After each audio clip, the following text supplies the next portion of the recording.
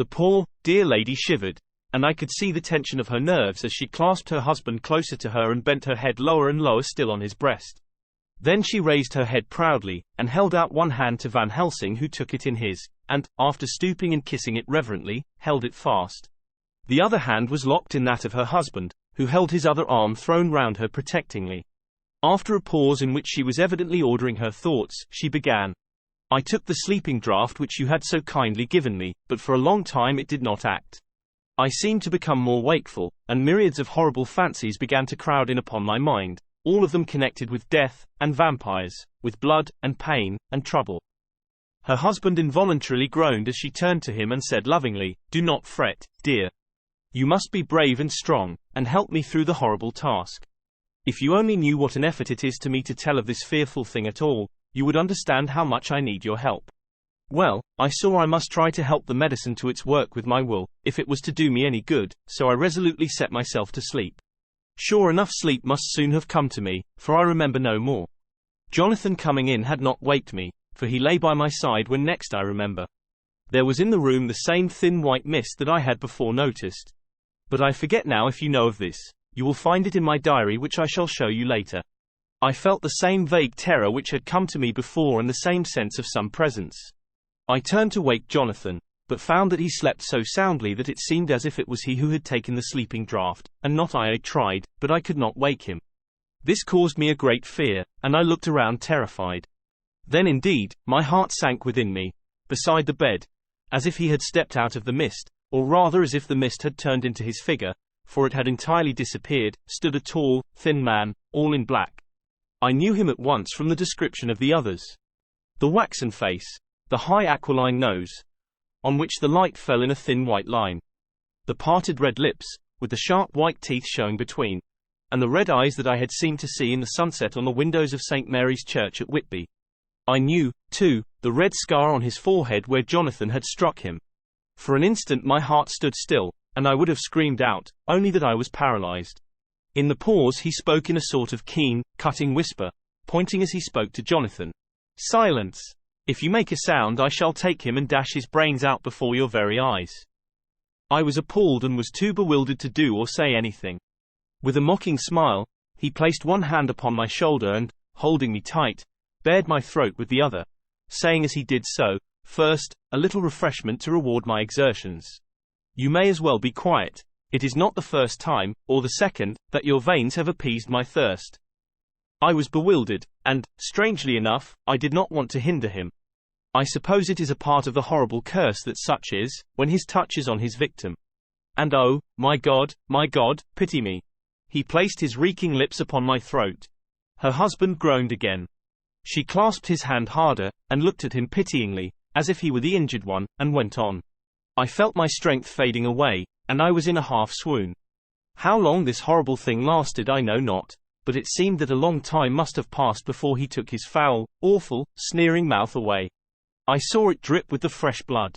The remembrance seemed for a while to overpower her, and she drooped and would have sunk down but for her husband's sustaining arm. With a great effort she recovered herself and went on. Then he spoke to me mockingly, "And so you, like the others, would play your brains against mine. You would help these men to hunt me and frustrate me in my designs. You know now, and they know in part already, and will know in full before long, what it is to cross my path. They should have kept their energies for use closer to home. Whilst they played wits against me who commanded nations, and intrigued for them, and fought for them, hundreds of years before they were born, I was countermining them. And you, their best beloved one, are now to me, flesh of my flesh, blood of my blood, kin of my kin, my bountiful winepress for a while, and shall be later on my companion and my helper. You shall be avenged in turn, for not one of them but shall minister to your needs. But as yet you are to be punished for what you have done. You have aided in thwarting me, now you shall come to my call. When my brain says, 'Come,' to you, you shall cross land or sea to do my bidding, and to that end this." With that he pulled open his shirt, and with his long sharp nails opened a vein in his breast. When the blood began to spurt out, he took my hands in one of his, holding them tight, and with the other seized my neck and pressed my mouth to the wound, so that I must either suffocate or swallow some of the— Oh my God! My God! What have I done? What have I done to deserve such a fate? I who have tried to walk in meekness and righteousness all my days. God pity me. Look down on a poor soul in worse than mortal peril, and in mercy pity those to whom she is dear." Then she began to rub her lips as though to cleanse them from pollution. As she was telling her terrible story, the eastern sky began to quicken, and everything became more and more clear. Harker was still and quiet, but over his face, as the awful narrative went on, came a grey look which deepened and deepened in the morning light, till when the first red streak of the coming dawn shot up, the flesh stood darkly out against the whitening hair. "We have arranged that one of us is to stay within call of the unhappy pair till we can meet together and arrange about taking action. Of this I am sure. The sun rises today on no more miserable house in all the great round of its daily course." Chapter 22. Jonathan Harker's Journal. The 3rd of October. As I must do something or go mad, I write this diary. It is now 6 o'clock, and we are to meet in the study in half an hour and take something to eat, for Dr. Van Helsing and Dr. Seward are agreed that if we do not eat we cannot work our best. Our best will be, God knows, required today. I must keep writing at every chance, for I dare not stop to think. All, big and little, must go down. Perhaps at the end the little things may teach us most. The teaching, big or little, could not have landed Mina or me anywhere worse than we are today. However, we must trust and hope. Poor Mina told me just now, with the tears running down her dear cheeks, that it is in trouble and trial that our faith is tested, that we must keep on trusting, and that God will aid us up to the end. The end? Oh my God! What end? To work. To work. When Dr. Van Helsing and Dr. Seward had come back from seeing poor Renfield, we went gravely into what was to be done. First, Dr. Seward told us that when he and Dr. Van Helsing had gone down to the room below they had found Renfield lying on the floor, all in a heap. His face was all bruised and crushed in, and the bones of the neck were broken. Dr. Seward asked the attendant who was on duty in the passage if he had heard anything. He said that he had been sitting down, he confessed to half dozing, when he heard loud voices in the room, and then Renfield had called out loudly several times, "God! God! God!" After that there was a sound of falling, and when he entered the room he found him lying on the floor, face down, just as the doctors had seen him. Van Helsing asked if he had heard voices, or a voice, and he said he could not say, that at first it had seemed to him as if there were two, but as there was no one in the room it could have been only one. He could swear to it, if required, that the word, God, was spoken by the patient. Dr. Seward said to us, when we were alone, that he did not wish to go into the matter. The question of an inquest had to be considered, and it would never do to put forward the truth, as no one would believe it. As it was, he thought that on the attendant's evidence he could give a certificate of death by misadventure in falling from bed. In case the coroner should demand it, there would be a formal inquest, necessarily to the same result. When the question began to be discussed as to what should be our next step, the very first thing we decided was that Mina should be in full confidence, that nothing of any sort, no matter how painful, should be kept from her. She herself agreed as to its wisdom, and it was pitiful to see her so brave and yet so sorrowful, and in such a depth of despair. There must be no concealment, she said, alas! We have had too much already. And besides there is nothing in all the world that can give me more pain than I have already endured, than I suffer now. Whatever may happen, it must be of new hope or of new courage to me.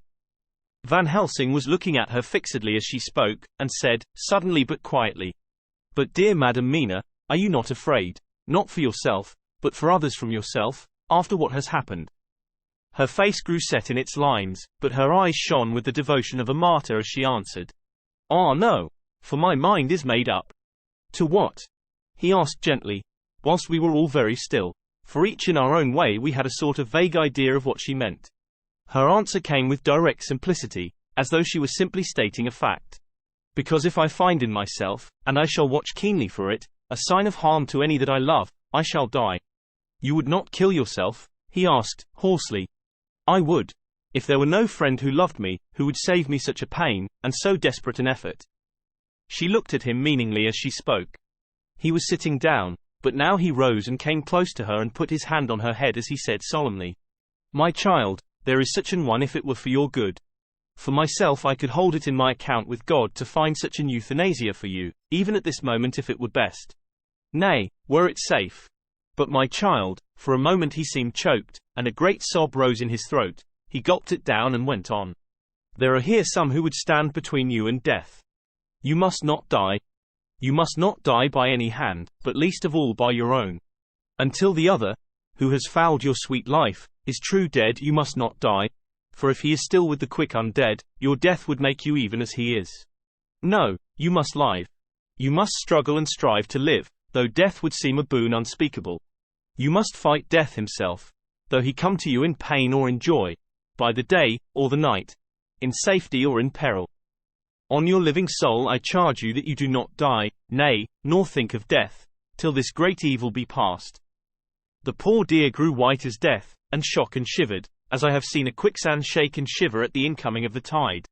We were all silent, we could do nothing. At length she grew more calm and turning to him said, sweetly, but oh, so sorrowfully, as she held out her hand, I promise you, my dear friend, that if God will let me live, I shall strive to do so, till, if it may be in his good time, this horror may have passed away from me. She was so good and brave that we all felt that our hearts were strengthened to work and endure for her, and we began to discuss what we were to do. I told her that she was to have all the papers in the safe, and all the papers or diaries and phonographs we might hereafter use, and was to keep the record as she had done before. She was pleased with the prospect of anything to do, if pleased, could be used in connection with so grim an interest.